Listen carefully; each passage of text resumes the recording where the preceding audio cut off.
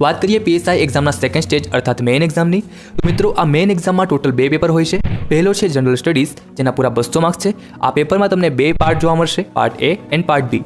વાત કરીએ પાર્ટ એની, તો પાર્ટ એના 100 ગુણ રહેશે, જેમાં તમને રીઝનિંગ, એપ્ટિટ્યૂડ, મેથ્સ જેવા લોજિકલ પ્રશ્નો પૂછવામાં આવશે. અને આ પાર્ટ એમાં પાસ થવા માટે તમને 100માંથી મિનિમમ 40% માર્ક્સ લાવવા ફરજિયાત રહેશે.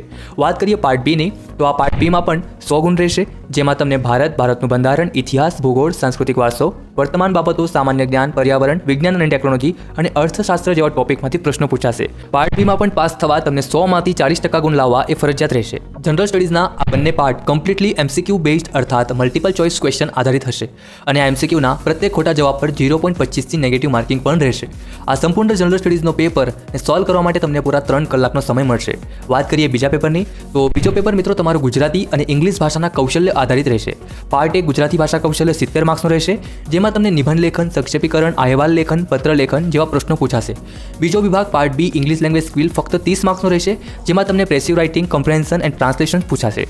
આ બીજા પેપરમાં પણ પાસ થવા માટે તમને મિનિમમ 40% ગુણ લાવવાના ફરજિયાત રહેશે.